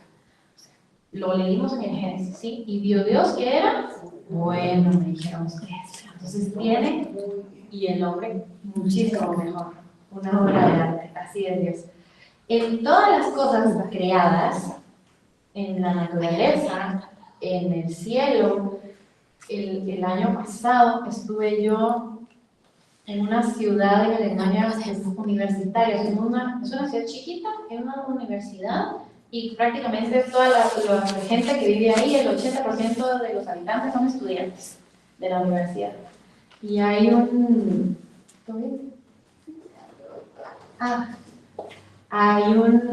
se llama eso donde se ven las estrellas? Pero sí proyectadas. Un telescopio. No, bueno, también está el telescopio. Sí, como, bueno, Un sí, observatorio. Y ¿cómo se llama? Proyectaban como diferentes las estrellas, las constelaciones, y un planetario. Entonces empiezan a hacer como un zoom out del universo, ¿verdad? O sea, la Tierra, nuestra galaxia, y más allá había otras. O sea, esa cosa infinita no terminaba y el ser humano no iba a llegar al final. O sea, era tan impresionante. Yo recuerdo que me causó tanta impresión que dije, solo Dios, pues, ¿verdad? Solo Dios pudo haber creado esto tan inmenso, tan grande. Somos un punto en medio de esa inmensidad. ¿Y qué contiene esa inmensidad? Solo Dios. Solo Dios. Nada más. Solo Dios era capaz. Entonces, todo tiene la huella de Dios. ¿Sí? Esta autora dijo algo que me gustó mucho, que se lo puse, dice, todas las cosas se hallan, en las cosas se haya grabado el sello divino, made in God, made in China, made in God. Y el hombre, por eso nosotros, al ver la creación, debemos amarla también, con esa bondad, reconocerla, valorarla, pero reconocer las cosas, la creación, tal y como es. No darle un valor absoluto, no absolutizar el valor de la naturaleza, ni los animales, ni las personas, porque lo único que es absoluto es Dios. Esta semana, una niña en la primera comunión de la catequesis, no sé por qué, estábamos leyendo algo del primer mandamiento. Ah, sí, porque en las tendas de Jesús, y estaba el primer mandamiento, era solo a Dios adorarás y darás culto, y citaba el texto del Éxodo que decía, amarás a Dios con todo tu corazón, con toda tu alma, con toda tu mente, con todas tus fuerzas. Era el Shema, correcto. Y Y entonces se pone, pero yo no sé qué le pasó, y, es que yo no puedo, ¿qué cosa no puedes? Digo yo no lo puedo amar sobre todas las cosas, yo amo a mi familia, y yo digo, no te preocupes, ya te voy a explicar que sí puedes hacerlo, llamando a tu familia, ese es el camino correcto. Yo se puso a respirar, pero entonces, es que de verdad, si todos nos pusiéramos afligidos así por esforzarnos por amar a Dios sobre todas las cosas, sería distinto, pero absolutizamos muchas cosas, absolutizamos personas, absolutizamos gustos, absolutizamos comodidades, absolutizamos la creación, y el único que es absoluto es Dios. Entonces, amar las cosas por lo que son, ¿verdad? Y no, decía esta autora, con un amor idolátrico, porque eso es quitar a Dios del primer lugar. Este debe ser un amor que nos lleve a Dios, ¿verdad? Esa es la respuesta que le di a la niña, ¿verdad? Un amor que te lleve a Dios. Bueno, Dios ha creado entonces el mundo, la creación para nosotros, para ponernos ahí y teniéndonos ahí, tener una relación con nosotros. Sí, ese es el fin. Dios creó a Adán y Eva en el paraíso y lo que quería era que fueran sus amigos. Y les dio todo lo que hice de ustedes, todo. Esto no porque les va a hacer mal. O sea, si ustedes son papás, tienen hijos, y de repente el niño, la niña, se quiere dar una gran comida de algo que ustedes saben, se va a empachar, le va a hacer mal, ya es muy tarde, tiene mucho azúcar, ya comió mucho, le dicen, y yo te quiero mucho, no te lo quiero dar. No porque no lo amen, porque lo aman, es que les dicen que le va a hacer mal, y ahí está el niño, la niña, así, y se lo come, y ¿qué le va a hacer? Carne malo. Eso fue lo que hizo Dios. Te lo doy todo. Esto te va a hacer mal. No te voy a amarrar las manos, ¿verdad? Te doy la libertad, pero te advierto que te va a hacer mal. ¿Sí? Bueno, pero ya vamos a llegar al punto de la niña, ya vamos a llegar. Entonces, Dios ha creado al ser humano para que haya amor, para poder hacerse hombre. Es que miren esto, qué bonito. Y para podernos desparramar su amor a nosotros. ¿Sí? Desparramar, eso es la creación. Es el amor de Dios desparramado hacia afuera de la Santísima Trinidad que crea todo. ¿Sí? Esa es la creación. Y nos invita también a nosotros a participar en esa relación con Dios. Estamos llamados a respetar lo creado por Dios con sus leyes internas. Esto es importante. Reconociendo la bondad propia de cada criatura para evitar un uso desordenado de las cosas, para desarrollar una correcta relación con la creación. Con sus leyes internas. Dios creó esto para esto. Dios creó esto para esto. Dios creó los animales para que los maten y se los coman. ¿Sí? Para eso los creó. Dios creó el sexo para la procreación, para la unidad de los esposos. Para eso lo creó. El Creador sabe y nos ha transmitido por medio de la revelación para qué creó todo lo que creó. Lo que pasa es que el ser humano ha querido venir, tomar su propia iniciativa y querer agarrar las cosas que Dios creó para este fin y darle unos fines distintos.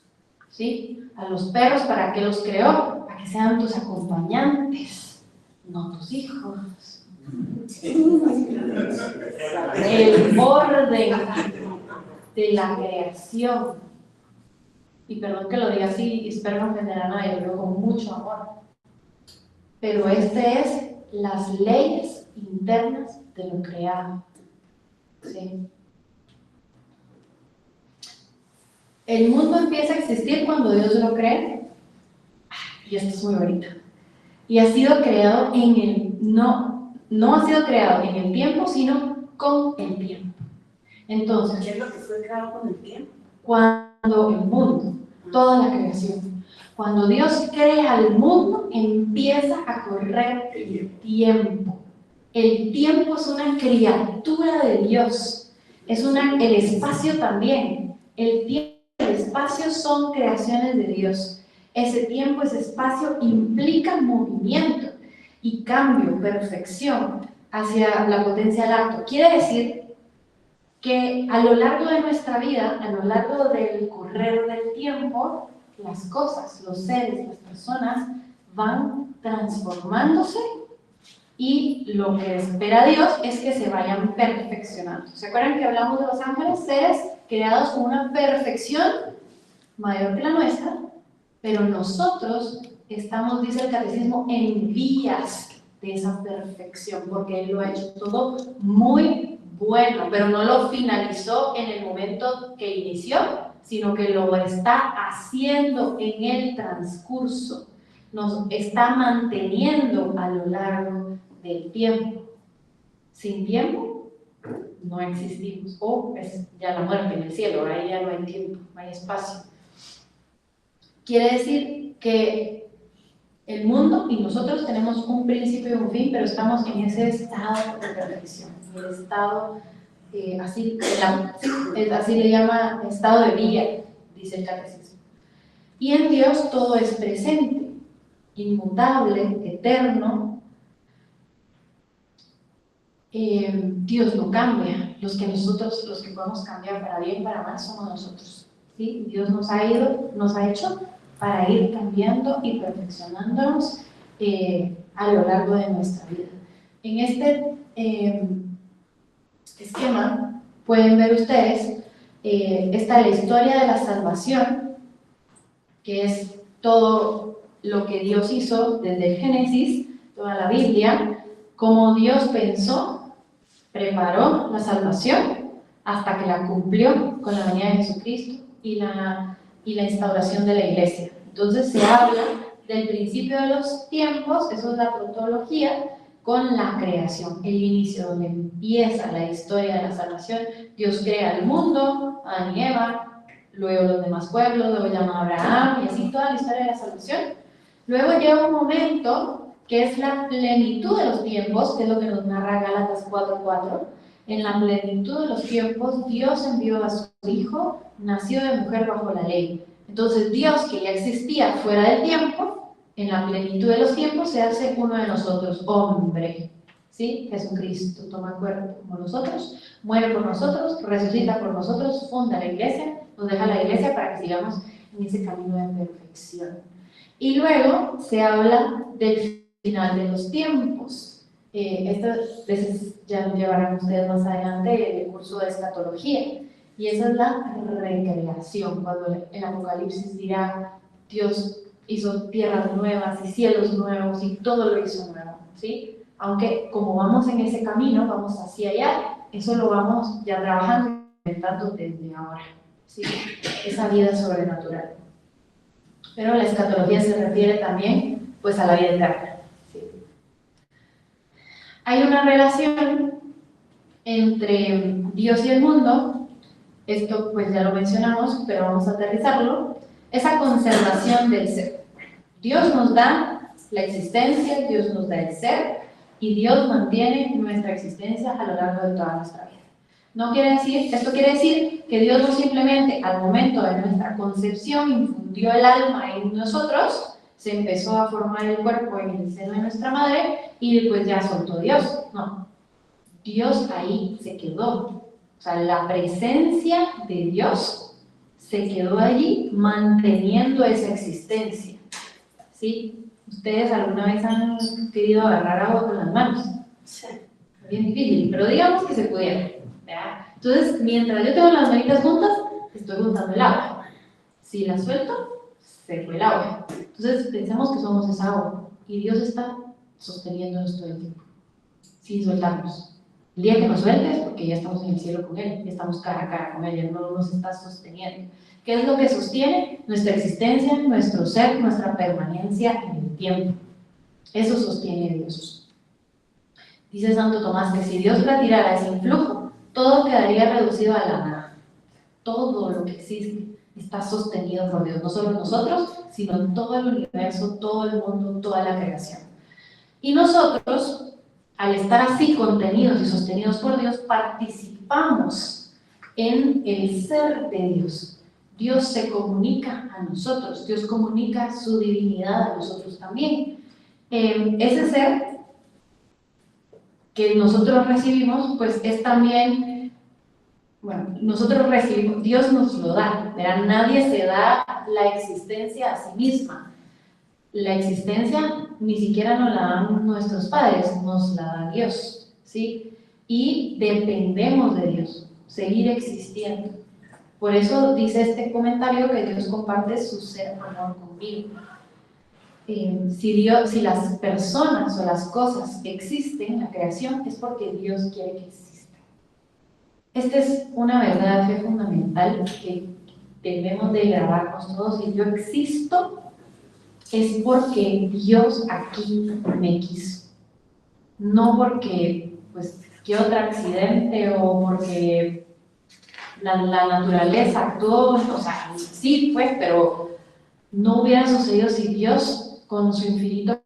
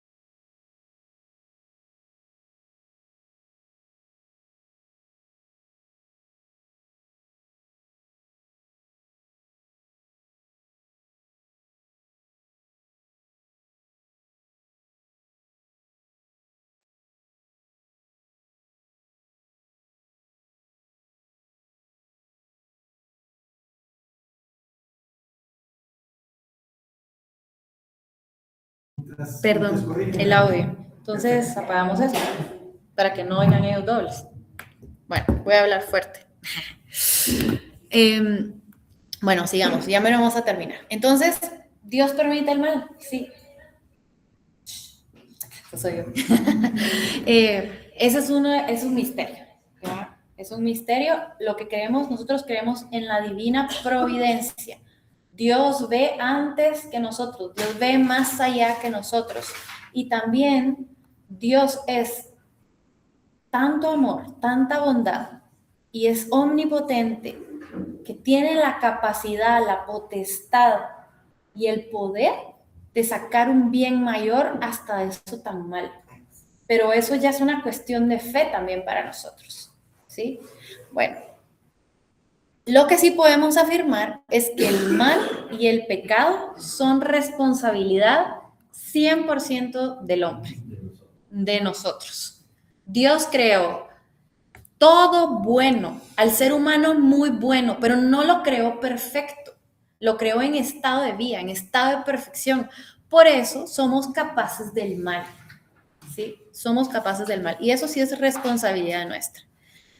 Dios interviene en el actuar humano en el sentido en que sin Dios el hombre no puede actuar, pero la falta de obrar bien es fruto de nuestra propia libertad, de la libertad del hombre. Entonces Dios gobierna permitiendo este mal, y permitir no es lo mismo que impedir, ¿verdad? Que lo deje pasar no quiere decir que le vaya a poner siempre un alto. ¿Que podría hacerlo? Sí. ¿Que no lo hace? También. Sí, no siempre. ¿Que por qué? No sé. ¿Verdad? Es un misterio. Si Dios permite el mal es porque puede conducir a su creación a un fin a pesar precisamente de ese mal. ¿Verdad? Lo que decíamos. Sí. Como parte de un plan. Parte de un plan, correcto.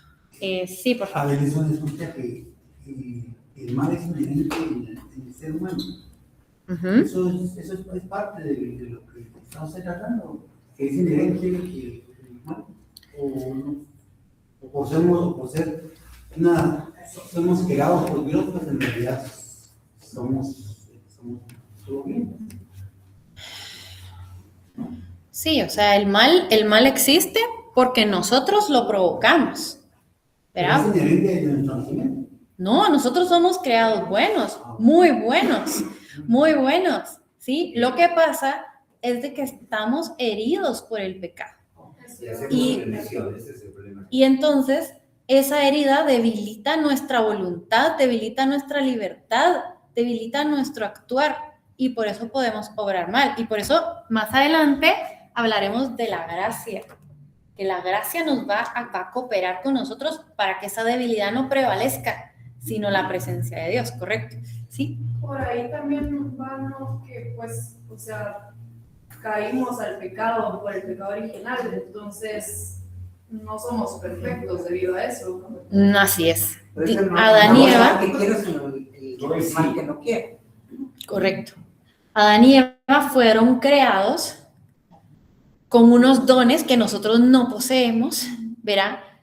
Que tenían sus pasiones totalmente gobernadas, que eran inmortales, que tenían una perfección mayor, pero al entrar el mal a sus vidas, pues todo eso cambió, ¿sí? Pero, un poco lo que se ha preguntado, porque es una feliz culpa también, ¿no? Lo que dice la Pascua. Correcto. Que nos mereció tan grande el retorno, porque no tenemos la capacidad de hacer el bien. Eso es. Yo digo, hoy voy a hacer el bien, pero alguna cosa no. Sí, lo del pregón pascual, feliz culpa que mereció tan gran redentor, lo repito para que nos oigan aquí los que están. Al final es eso, Dios puede sacar un bien mayor del pecado, del mal, del pecado, de la muerte de Jesucristo, de la desobediencia, ¿verdad? Del mal en el mundo. Dios puede sacar un mayor bien, un bien mayor. Ya no vamos a empezar esto, pero esta sería la siguiente. Esta es la parte, a mí, bueno, yo digo, todas son bonitas, pero aquí vamos a hablar del hombre y vamos a hablar, solo para que lo vean, acerca de cómo Dios creó a este ser humano. ¿Sí? Solo para que lo vayan ustedes viendo. Y les quería mostrar nada más esta diapositiva. Ya vimos una parte del Génesis. Por favor, lean Génesis del 1 al 31 y Génesis 2 del 7 en adelante. Es el segundo relato de la creación, ¿sí? Porque de eso vamos a hablar la próxima clase y así ustedes ya están un poquito preparados. Yo no sé si sabían, pero estos cursos vamos a tener, digamos, mi curso y el de Rosa van a ser cada 15 días. El Padre Salvador va a estar aquí todas las semanas y luego Rosa y yo, para tener un tiempo un poquito más largo y poder aprovechar el tiempo con ustedes, vamos a alternar los cursos. Quiere decir que si la otra semana no vienen, ya se perdieron por completo del otro curso, ¿sí? Que son 2 periodos, pero yo hoy les di 2 periodos. Y ya con esto vamos a terminar. Entonces, no falta. ¿De mi curso hay tareas? Sí, hay tareas. Sí, hay tareas. ¿Qué quisiera yo? Yo quisiera que todos leyeran los libros. Me encantaría que los leyeran. Si no es posible, pues ustedes van oyendo las clases y lo que me interesa es saber qué aprendieron, qué se quedaron, qué les dejó tanta información, qué se llevan. ¿Verdad? Hay mucha información. Pueden escoger la que ustedes crean que sea más importante y la pueden poner por escrito, ¿sí? Sí, ahorita las pongo. Sí, se las puedo mandar al chat también. Se llama Creados a su imagen, Antropología Teológica 1, Recreados por la Gracia, Antropología Teológica 2, de Isabel Saiz-Ross. Entonces, ahorita vimos los 2 primeros capítulos de Antropología 1. Entonces, yo quiero que ustedes anoten qué se llevan. Verá, media página, no más de una página, porque son como 50. Y yo sí los leo todos. Saiz, S-A-I-Z. Saiz. Los voy a mandar, claro que sí. Entonces, pero solo, o sea, solo decir cuál es el punto de desarrollar. Sí, desarrollar un pequeño resumen de su aprendizaje. Sí, porque si les pongo preguntas y respuestas, es más fácil buscar la información y hacerle copy-paste. Yo lo que quiero saber qué hay en sus cabezas. En sus cabezas quiero saber qué hay. ¿Qué manda? Sí, escrito. Y me lo pueden mandar a mi correo, me lo pueden traer aquí. Mi correo es majitocasado@gmail.com. Y todo eso se lo voy a mandar por el chat. Casado con S, majitocasado@gmail.com. Yo con eso termino. No sé quién quiere hacer la oración. Ahí está nuestra querida Carmencita. Me voy a desconectar aquí para que puedas hablar aquí. Muchísimas gracias, Mónica. Y le voy a compartir tu correo para que te envíen la tareita. Y el de Rosita también, que me imagino que les va a dejar tareitas. Te volteamos. Volteame. Ay, solo que yo tengo aquí el fondo, mira. Qué bonito. Está re bonito y está bonito así. No me di cuenta. Bueno, pues nos ponemos en una actitud de oración. Solo esta vez si no hacemos travesuras. En el nombre del Padre, del Hijo y del Espíritu Santo. Amén. Te damos gracias, Señor, por esta noche que nos has permitido encontrarnos presencial y también virtualmente. Te damos gracias, Señor, por esta experiencia que estamos ahora inaugurando. Para algunos un retomar, a otros un empezar y para muchos un seguir. Te pedimos, Señor, que ilumine nuestra mente, que fortalezca nuestra fe, que insufles en nuestros corazones el deseo de conocerte y de amarte. Y a ti, Santísima Madre, también te pedimos que nos vengas a acompañar, que seas así como en aquel pesebre, la que nos vaya guiando para conocer a tu Hijo y que también seamos como tú, que digamos sí a nuestro Señor y a su plan de salvación. Bendice nuestro retorno a nuestros hogares. Gloria al Padre, gloria al Hijo, gloria al Espíritu Santo. Como era en el principio, ahora y siempre, por los siglos de los siglos. Amén. El Señor nos bendiga y nos guarde, nos muestre su rostro y nos dé su paz. El Señor nos bendiga en el nombre del Padre, del Hijo y del Espíritu Santo. Amén. Gracias.